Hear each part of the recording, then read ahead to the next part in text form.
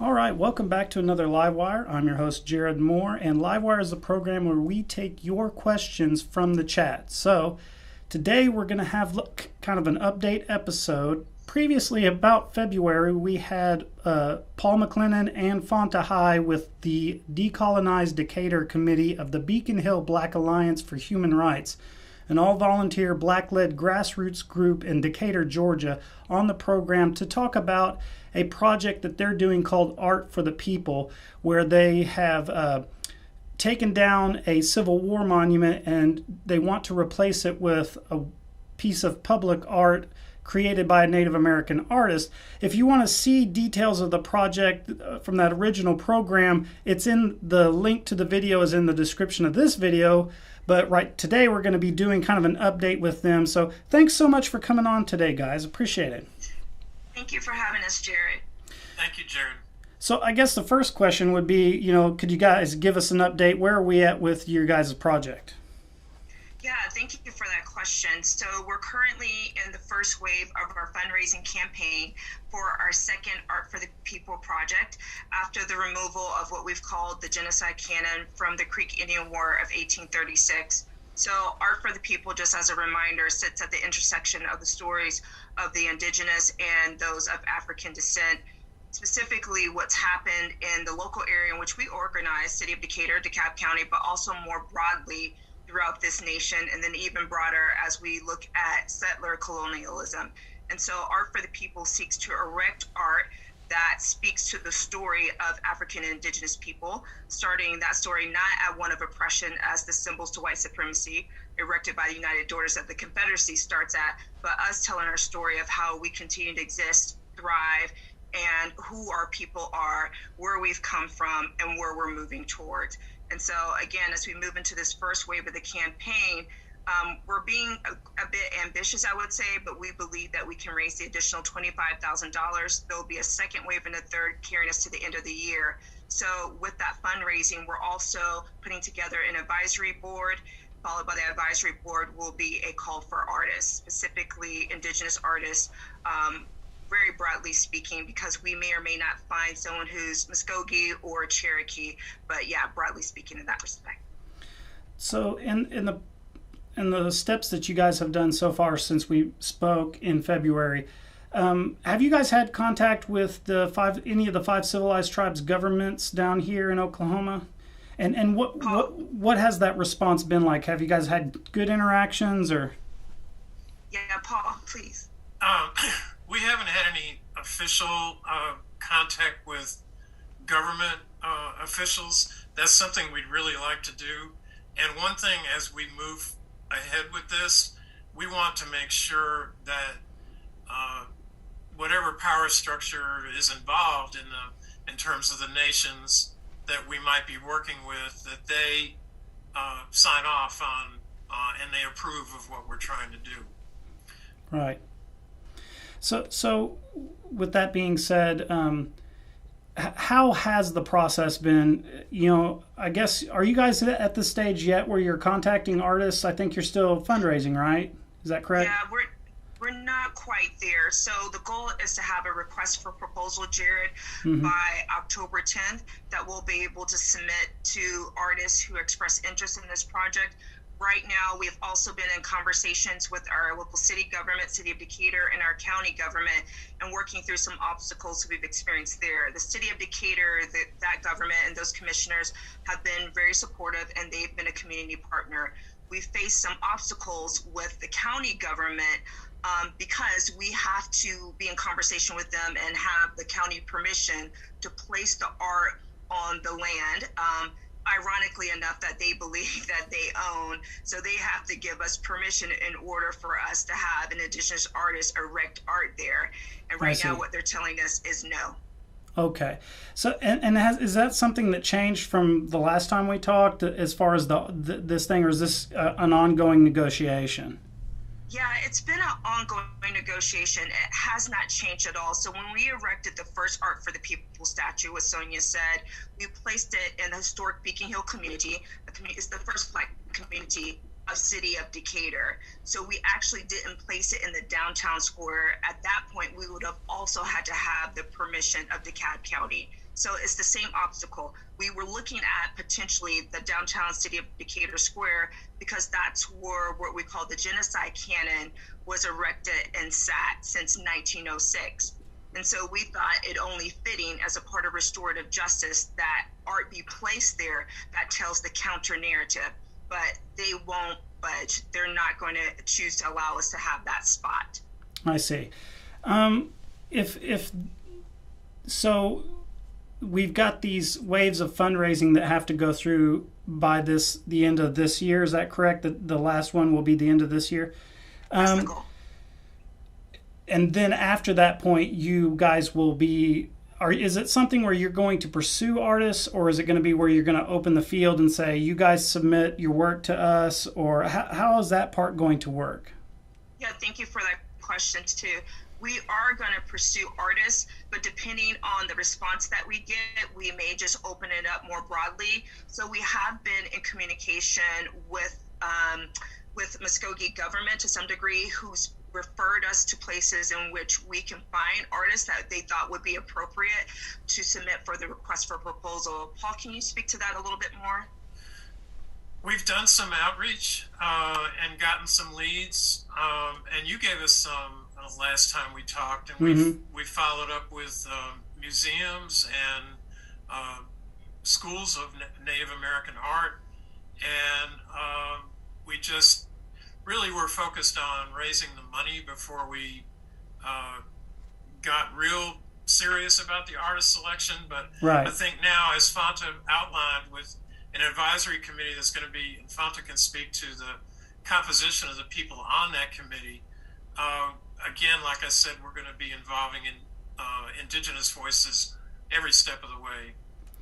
Well, that's interesting. Fanta, let's go ahead and touch on the committee. Could you kind of touch on what Paul was speaking about? Yeah, let me go to my notes so I do not misspeak.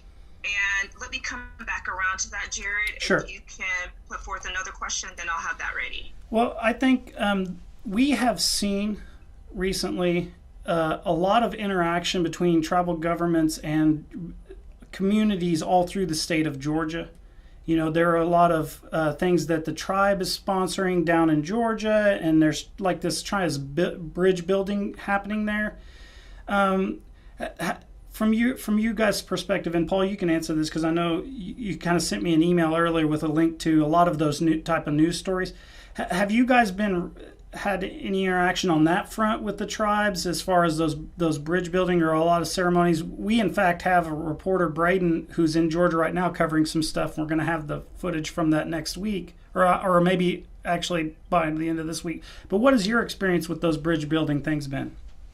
Well, we're real excited about the attempts that are being made, and Georgia and the Mvskoke Nation in Georgia, in the state boundaries that were drawn, is big. Mm-hmm. And so this celebration that happened this past weekend is like an hour and a half away from us in Macon, and we've sent emails down there over the last year or so and just haven't been able to make a connection. Where we've gotten a little closer is there's a local struggle around a police training center that is threatening a forest, and there is definite interest from the Mvskoke Nation about preserving that land. And so we've been able to connect with some people around that. Yeah, that the what's it? The tagline for that is it Cop Town? Is that Cop City? Cop City. Right. It's a corporate funded. There's an Atlanta Police Foundation. This is supposed to be the state of the art training center for police, and it's not something a lot of us in the community see a need for, and now especially that it's intersecting with this issue of preserving land. Right, and so the forest that's scheduled to be built in is forest that would have been tribal land long ago. Is that the right, idea? Exactly. I see. So, and I did do some research after we had our previous live wire specifically about that in the protests. What's the impact of those protests been? Have you guys seen a lot of pull with that, or is it something where it's like an ongoing battle there's no clear turn of the tide on that? I think it's going to be an ongoing battle. It's an interesting coalition of indigenous, environmental, and a lot of other activists in the city who are concerned about the whole issue of militarism and the police. Black Alliance for Peace, for example, is involved in this, and another organization called Community Movement Builders. There's a lot of concern going back to the summer of 2020 and the use of militarized vehicles and militarized police, almost like an occupation of communities. And to have a training center when so much progress was made in the movement after the murder of George Floyd, this feels like a step back to us, to be spending this much money and risking this much land for this effort. Yeah. Fonta, are you ready for the committee information? Yeah, sure, absolutely. So one individual that we were excited about joining us, who had referred to us by a couple different people, is Dr. Monica Ponton-Arrington. And she's been doing work at Emory University seeking to establish or get scholarships and attract Native American students. And so we're wanting to make sure that our committee reflects what our work is about, that intersection I spoke about. So we've asked Monica if she will reach to other Native people to join an advisory board. So she's working on that as well. And then we have a local director of art who's worked on the Atlanta Beltline, who joined us for the first Art for the People statue. She's rejoining us along with a couple individuals of African descent as well. I see. So with the Art for the People project, the money that you guys are trying to raise, is this like from donations from benefactors? Or I guess my question would be, if there was somebody in Oklahoma that wanted to get involved with this process, is that something you guys are looking for, or is it just you're trying to keep it local? What's the idea there? No, absolutely. This issue that we are speaking about of colonization, which is ongoing, is not just a local issue. So we welcome support from across the country, across the state, across the country, and otherwise. And currently, primarily those who have donated have been individuals who believe in this work and support the work, in addition to City of Decatur. We have not, and we likely will not see corporations give, which that's not what we're looking for, because again, there's no reason for them to support the dismantling of the system. It's people who believe in this organization's work and our mission that are going to give, and that's who supported the first statue, what Sonia said, and who we believe is going to help this to come to fruition. So we welcome communities across the country to give the support this work and beyond. I see. And with that too, so let's say there's a group in Oklahoma that wants to get involved in this project, how could they get in touch with you guys? Through the website or? Yeah, we would ask that they reach out to me directly. So they can email me at transformation88.3@gmail.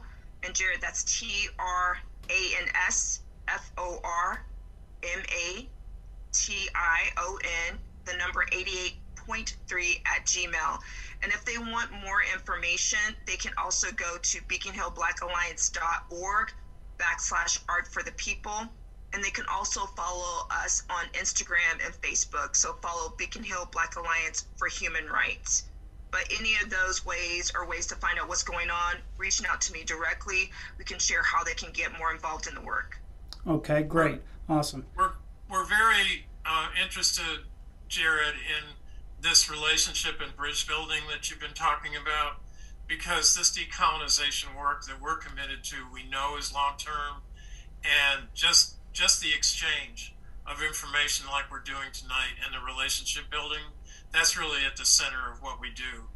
In terms of fundraising that we would like to see, one of the areas we're focusing on are the Christian churches, and wanting to have discussions with them about restorative justice, the doctrine of discovery, the residential boarding schools, the role that they played in colonization, And one person we're looking forward to meeting next month is coming from Oklahoma. He's a minister who's active in the Methodist Church, and we're anxious to get to know him. He's Mvskoke and Seminole, I think.